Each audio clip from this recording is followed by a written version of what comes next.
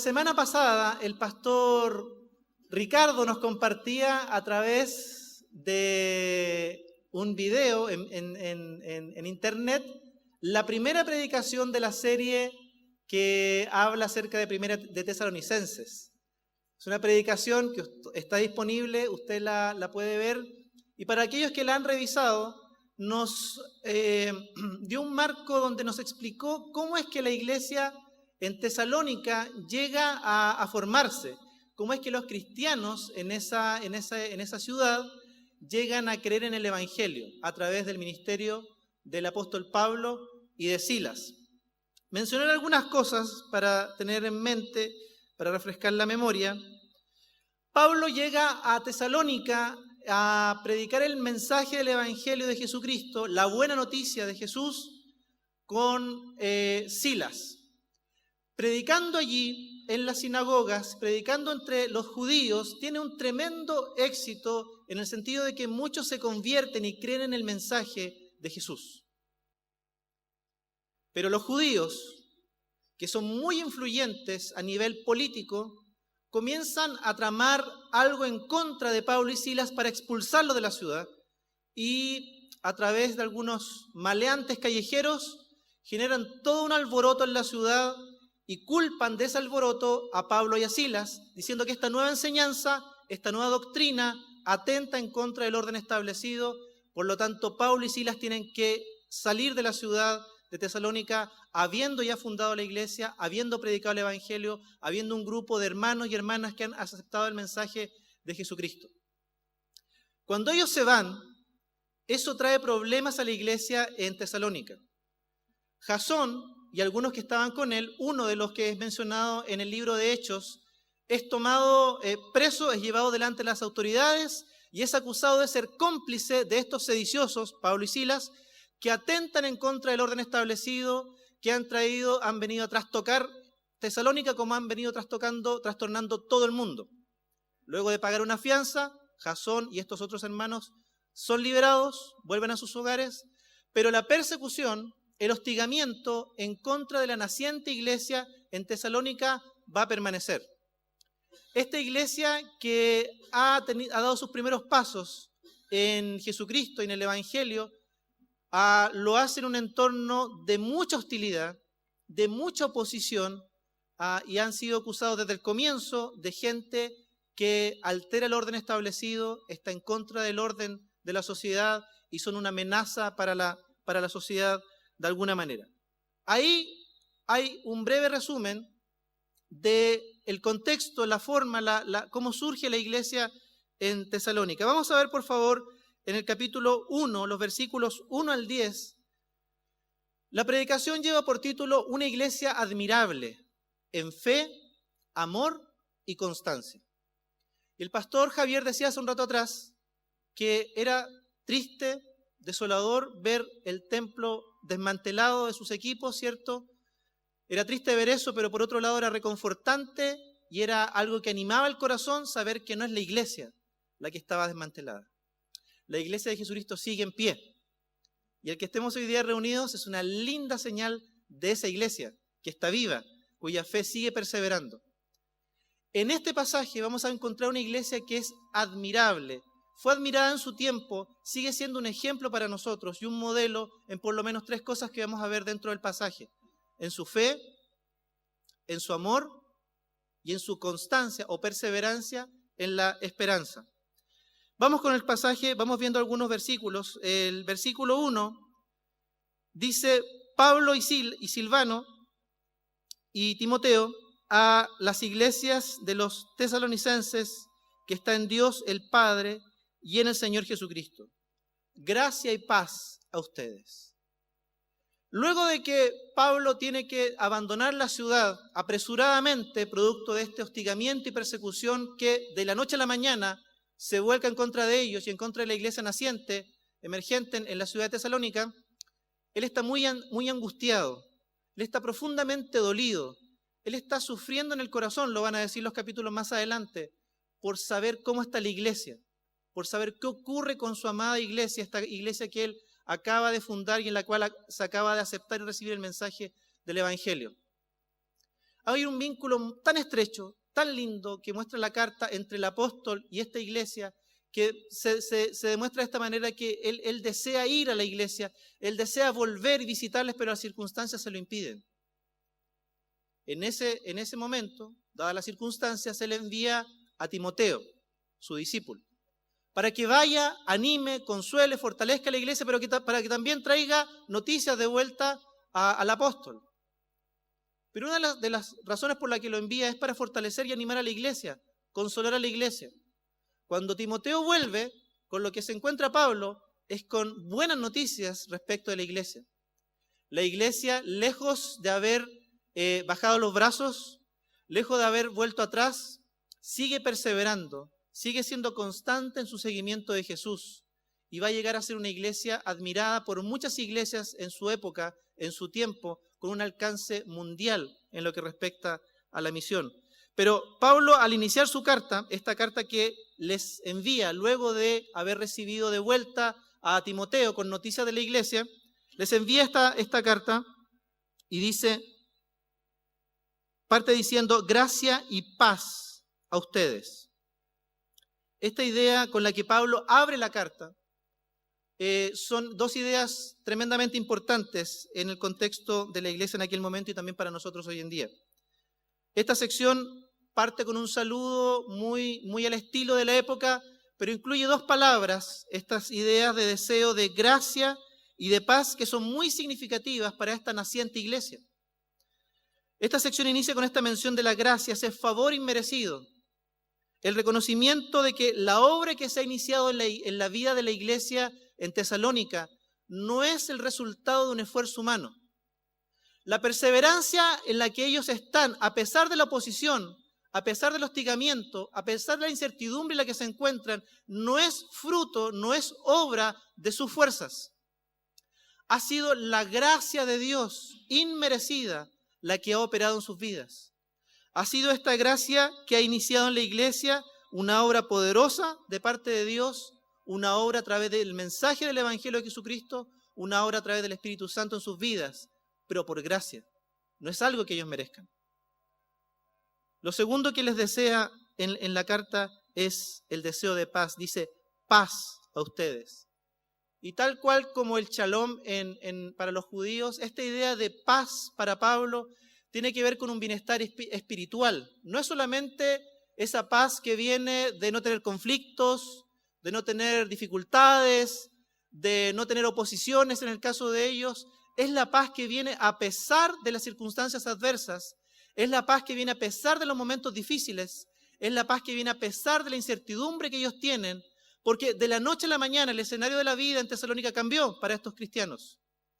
De tener una vida apacible, donde eran aceptados, donde eran considerados por sus conciudadanos como gente de bien, gente de la ciudad, fueron considerados de una noche a la mañana por una mala fama y por esta trampa que traman en contra de ellos, como gente que trastorna el orden de lo establecido a nivel social.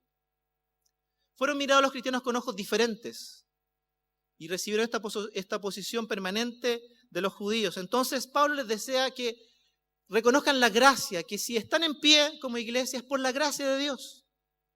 Pero por otro lado les desea paz, bienestar espiritual. No desea que los conflictos desaparezcan, aunque lo más probable es que sí haya deseado que eso ocurriera. No desea que la angustia termine producto de las situaciones que están viviendo en el momento, de la oposición que ven en la ciudad hacia ellos, especialmente del grupo de los judíos. Lo que él desea es que a pesar de todo lo que están viviendo, ellos experimenten paz, que tiene que ver con bienestar espiritual, a pesar de las situaciones adversas y de oposición, de incertidumbre que ellos están viviendo. La paz, junto con la gracia, es lo que ellos necesitan para seguir perseverando en el seguimiento de Jesús, una iglesia joven, una iglesia de nuevos creyentes, de gente que está dando sus primeros pasos en la fe y se ha encontrado de sopetón a la primera de entrada con una situación que se opone a su experiencia de fe en medio de la sociedad cosmopolita en la que ellos viven. Tienen adversarios, tienen gente que se los opone, pero si ellos viven y experimentan esta paz que tiene que ver con el bienestar espiritual, esta paz que tiene que ver con la paz con Dios, entonces también tendrán paz con aquellos que son sus enemigos. Y esto es tremendamente importante. Porque la paz no tiene solamente que ver con un sentimiento de bienestar, que sí lo describe la palabra. La paz tiene que ver con estar en paz, reconciliado con Dios, pero también tiene que ver con esa paz que viene de el trato apacible, ese trato pacífico, de estar en paz con los demás, siendo que ellos están en medio de una sociedad, en medio de un grupo, especialmente los judíos, que se oponen y se han convertido en sus adversarios. Gracia, para entender que si la iglesia sigue en pie, si la iglesia sigue perseverando, si la iglesia sigue adelante, es por obra de Dios y no por un esfuerzo humano. Depende de Él, del Señor, depende de su Espíritu, depende de su palabra. Es la gracia inmerecida lo que mantiene a esta iglesia en pie, a pesar de la oposición y a pesar de la hostilidad que tienen que enfrentar en Tesalónica. Y paz, ese bienestar espiritual que sobrepasa las situaciones cotidianas de la vida, esa paz que llega a ver también al enemigo, al que se opone, al que es hostil, con ese amor que mismo Jesucristo encarnó y enseñó. Estos dos deseos son tremendamente importantes también para nosotros, para tenerlo en consideración. La iglesia a través de los siglos siempre ha navegado en medio de un devenir de la historia lleno de cambios sociales, políticos. Lo que nosotros estamos experimentando hoy día en nuestra sociedad en Chile no es nada nuevo. Es cosa de leer historia muy reciente y darse cuenta que no solamente en nuestro país, sino que en todo el mundo, estos cambios sociales, los cambios que vienen en distintas etapas de la historia, han sucedido siempre.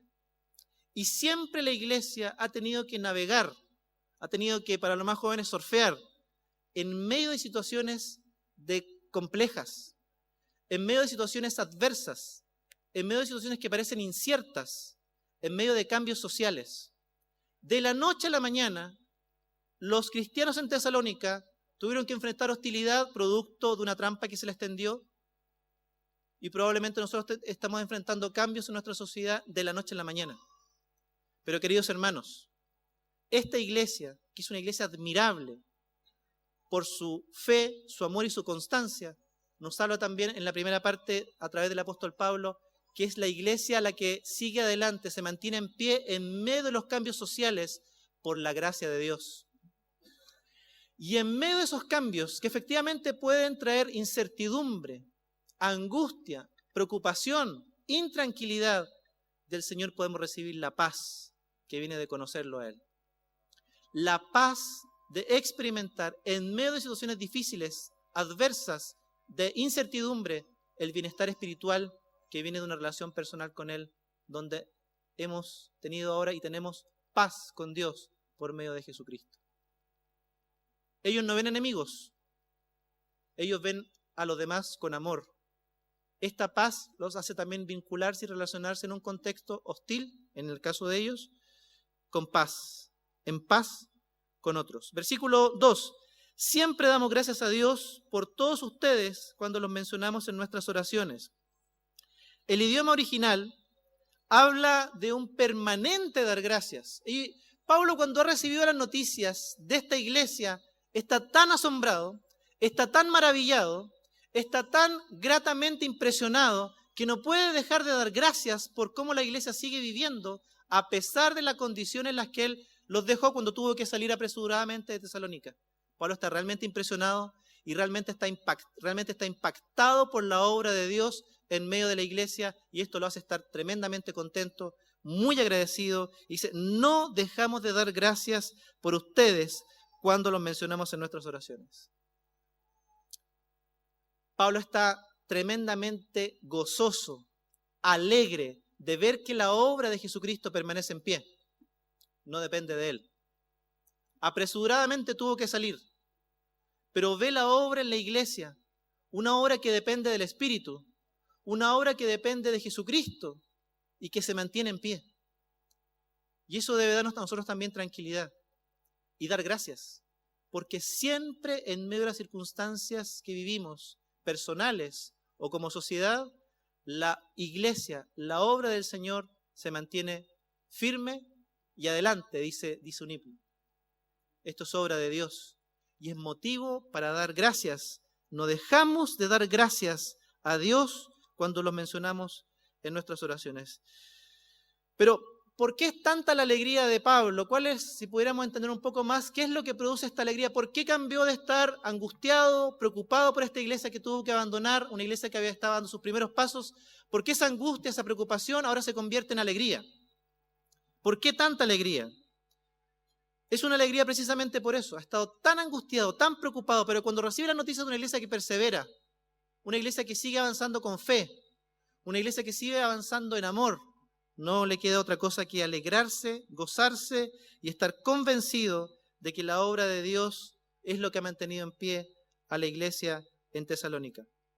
Estos nuevos creyentes en la iglesia pudieron haber abandonado la fe, pero todo lo contrario, no dieron pie atrás, siguieron avanzando. Veamos por favor el versículo 3, que nos dice: los recordamos constantemente delante de nuestro Dios y Padre a causa de la obra realizada por su fe, el trabajo motivado por su amor y la constancia sostenida por su esperanza en nuestro Señor Jesucristo.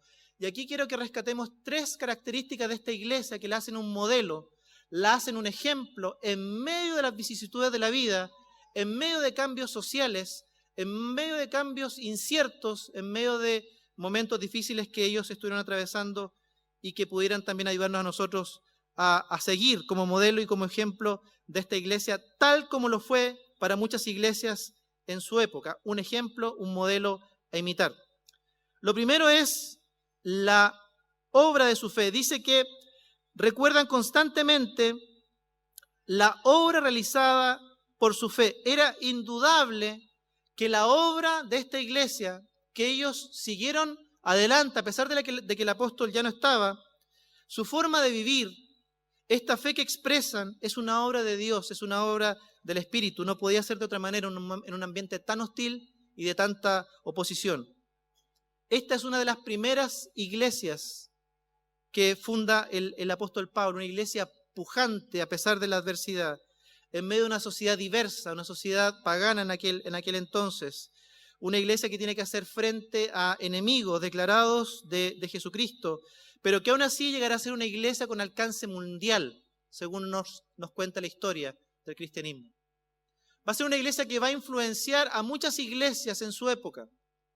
Va a hacer sentir su modelo de vida. Va a tener eco en otras iglesias que, viviendo también dificultades y momentos difíciles, verán a Tesalónica como un ejemplo de vida, un ejemplo de fe, un ejemplo de perseverancia en medio de situaciones difíciles. Él los alaba por la obra de su fe. Esta fe que los ha llevado a permanecer en Jesucristo, los ha llevado a confiar en Jesucristo. En medio de un mundo pagano, vivirán la fe en Jesucristo, seguirán viviendo la buena noticia. Y es que no hay otra forma de seguir produciendo obras, de seguir viviendo una fe consistente en medio de situaciones difíciles como ellos lo estaban viviendo, que no sea una fe genuina, una fe arraigada en Jesucristo, una fe que se nutre de la palabra de Dios, una fe que, como dice también Santiago, es una fe que evidencia, se muestra, es palpable en la forma de vivir. No es una fe privada, no es una fe que se mantiene solamente en el ámbito de lo litúrgico, es una fe que traspasa las fronteras hacia la vida cotidiana y se refleja en obras contundentes, consistentes, que hablan acerca de esa fe genuina que ellos han tenido en Jesucristo. Por lo tanto, esta iglesia, en primer lugar, es para nosotros un ejemplo de una fe genuina, una fe arraigada en Jesucristo, cimentada en la palabra, en la enseñanza que recibieron de Pablo y que los lleva a experimentar y a vivir obras, una práctica de vida consistente, contundente, a pesar de las oposiciones y a pesar de lo que están viviendo en aquel momento. El pasaje continúa diciendo, el versículo 3, también reconoce el trabajo motivado por su amor. Y la idea de trabajo en el texto, en el idioma original, no habla solamente de trabajo, sino que está la idea de el cansancio luego del trabajo. Por lo tanto, es un trabajo muy duro. Ellos han perseverado en un trabajo muy duro, agotador.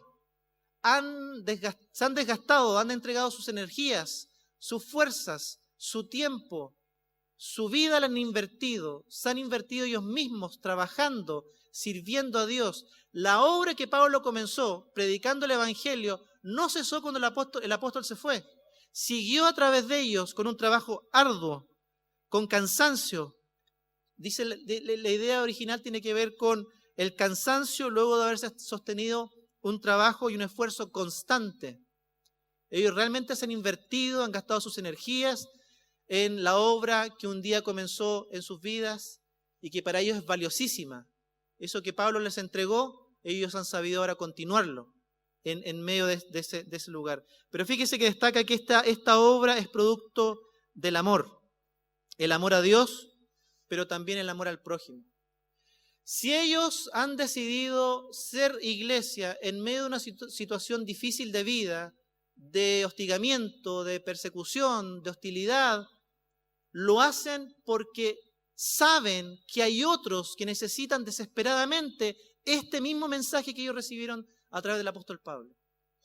Se gastan, se esfuerzan, se cansan, perseveran por llevar ese mensaje a otros, por amor a otros, no solamente por amor a Dios, que los ha rescatado, los ha liberado, les ha dado vida nueva, sino que también por amor a otros, conciudadanos en Tesalónica, que necesitan escuchar el mensaje liberador, el mensaje de esperanza, este mensaje que trae vida nueva.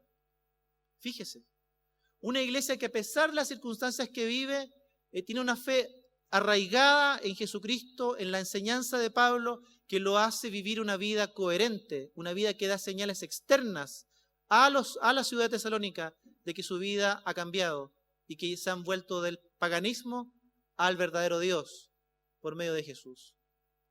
Una iglesia que ha invertido su vida tal cual como han visto en Pablo y se han gastado en llevar el mensaje a otros por amor a otros. Incluso uno podría pensar, incluso a aquellos que se han declarado sus enemigos en aquel momento. Y es que ellos están en paz con Dios. Ellos están en paz con los demás. Este evangelio lo comparten, uno podría pensar, incluso con aquellos que son sus enemigos. Incluso con aquellos que son hostiles, son violentos, que están en contra del evangelio de Jesucristo. En este caso, este grupo de judíos. Ellos perseveran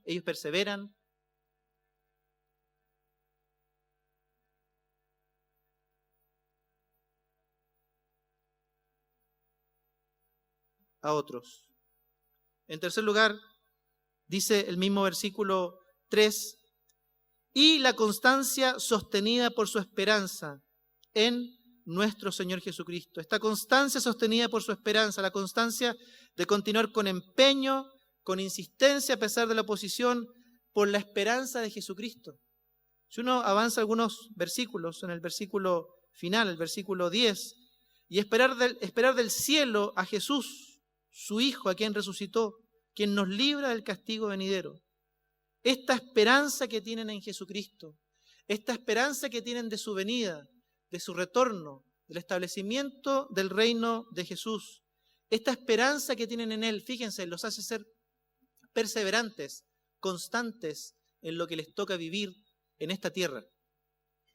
Esa esperanza en el cielo, la esperanza del Jesús que algún día volverá, no los hace evadirse de la realidad presente.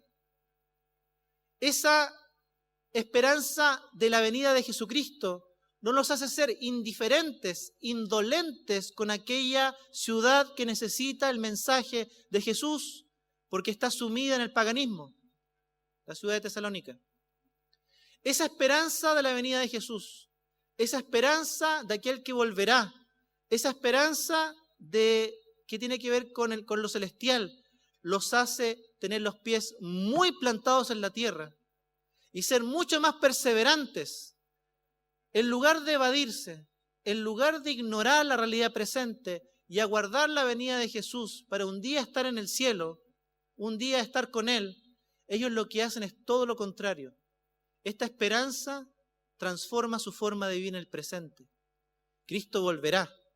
Tenemos que predicar el evangelio a esta ciudad pagana incluso a nuestros enemigos, a aquellos que son hostiles, a aquellos que rechazan el mensaje de Jesús. Tenemos que hacerlo. Y en esto la iglesia es un tremendo ejemplo también para nosotros. Porque muchas veces, o por mucho tiempo atrás, el cristianismo evangélico se ha evadido de la realidad presente. Ha sido indolente con las injusticias, ha sido indolente con el sufrimiento, ha sido pasivo en comunicar el evangelio de todas las formas posibles, de manera integral en una sociedad que necesita el mensaje de esperanza, el mensaje liberador de Jesucristo. Y lo ha sido porque se ha evadido. En algún momento se volcó a esa esperanza y aguardó en las cuatro paredes el retorno de Cristo. La iglesia de Tesalónica nos habla de ese ejemplo tan distinto, de una iglesia que está metida en medio de la sociedad, que seguramente levantó su voz en medio de las injusticias, llevó la buena noticia en medio del dolor, del sufrimiento, incluso a sus enemigos. La esperanza de la venida de Jesucristo, la esperanza de la gloria venidera, en lugar de evadirlos, de volverlos indolentes, en lugar de hacerlos mirar hacia el futuro nada más, los hizo perseverar, ser constantes, una iglesia que seguía perseverando, insistiendo, porfiando, con empeño, pujante en medio de la sociedad para llevar el evangelio de Jesucristo.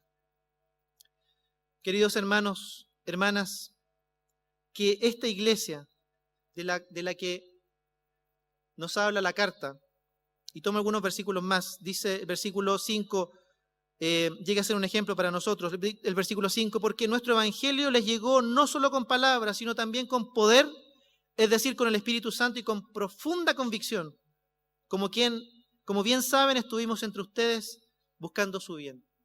Dice que el mensaje les llegó, el mensaje del evangelio no llegó solamente con palabras, sino también con poder del Espíritu de Dios. Y que hay algo más que tenemos que rescatar. Ni Hechos, cuando habla de Tesalónica, ni la misma carta habla de milagros, que bien pudo haber en la iglesia. Pero cuando se habla del poder obrando del Espíritu, estas señales que tienen que ver con poder, habla del tremendo cambio y la conversión radical que vivió la iglesia de Tesalónica, que del paganismo, de los ídolos, se volcó radicalmente y de una vez por todas a Jesucristo. Esto lo hace el poder de Dios. Esto obra el poder del Espíritu Santo en la vida de la gente, en nuestra vida, en la vida de aquellos que aún no conocen a Cristo. Ese poder, la obra del Espíritu, es la que cambia los corazones. Es la que hace que la iglesia sea perseverante. Es la que hace que la iglesia siga viviendo en medio de situaciones difíciles, cambiantes, inciertas. El poder del Espíritu. La obra de Dios en medio de su iglesia, a través de la presencia misma del Espíritu de Dios. Ustedes se hicieron imitadores de nuestro Señor cuando, a pesar del sufrimiento, del mucho sufrimiento, recibieron el mensaje con alegría que infunde el Espíritu Santo. Jesús, varón de dolores, experimentado en quebrantos, a ese que sufrió, que padeció, la iglesia de Tesalónica también imitó, perseverando, a pesar del sufrimiento, a pesar del dolor. Se convirtió en una imitadora del Maestro, de Jesús.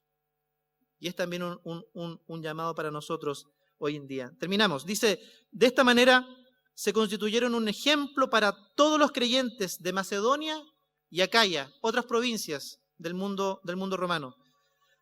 Partiendo de ustedes, el mensaje del Señor se ha proclamado no solamente en Macedonia y en Acaya, sino en todo lugar, a tal punto de que se ha divulgado su fe en Dios, que ya no es necesario que nosotros digamos nada. Fíjense cómo una iglesia que Dios en su soberanía permite que nazca, que surja y florezca en medio de una posición tan grande, precisamente esa forma en que nace, esa oposición que viven, esa situación adversa en la que están, cuando se arraigan en Jesucristo, cuando su fe se cimenta en la enseñanza, está cimentada en la enseñanza del apóstol, en las Escrituras, diríamos nosotros. Cuando deja que el Espíritu Santo obre en sus vidas y el poder del Espíritu, ¿cómo llega a ser un referente para otras iglesias, para otros hermanos? en otros lugares recónditos. Dice que en todo lugar, y para algunos da la idea de que decir en todo lugar hacía referencia a que su fama llegó incluso hasta la ciudad de Roma, la capital del imperio. A tal punto se ha difundido su fama que es una iglesia admirada, un ejemplo, un modelo, y no porque tenga todo, no porque sea una iglesia rica, no porque tiene todas las facilidades, porque tiene todo a la mano, no porque se le han dado todas las cosas fácilmente, sino todo lo contrario, porque precisamente a pesar de la oposición, de la angustia, de la incertidumbre en la que están viviendo, han visto operar en sus vidas el poder del Espíritu, la gracia de Jesucristo, que les ha llevado a vivir una vida consistente, una vida coherente, una vida sólida en medio de esa situación, a tal punto de que su fe ha llegado a ser un modelo, un ejemplo para otras iglesias. Queridos hermanos, hermanas, en medio de la situación que nosotros podemos estar viviendo hoy en día, tal vez en la iglesia o para los hermanos de Tesalónica, la vida cambió de la noche a la mañana, circunstancias distintas, situaciones distintas. Para nosotros, para algunos, puede también estar la sensación de que la vida cambió de la noche a la mañana. Para algunos puede ser incierto lo que venga. Algunos pueden estar angustiados, preocupados, intranquilos, con incertidumbre, sin seguridades. Pero déjeme decirle que la iglesia siempre ha transitado por 2000 años en medio de situaciones de cambios sociales, políticos, algunos de ellos tremendamente adversos, como la iglesia tesalónica. Pero aún así, la iglesia ha seguido siendo iglesia y cumpliendo la misión, porque es sostenida por la gracia de Dios, por el poder del Espíritu, su fe arraigada en Jesucristo y en las enseñanzas de las Escrituras. Pero una iglesia que hace que toda esa enseñanza, toda esa obra del Espíritu, se encarne, se transforme en obras y viva para desgastarse, para entregarse, para anunciar el Evangelio a otros que necesitan desesperadamente este mensaje del Evangelio. Una iglesia admirable, la de Tesalónica, en fe, amor y constancia.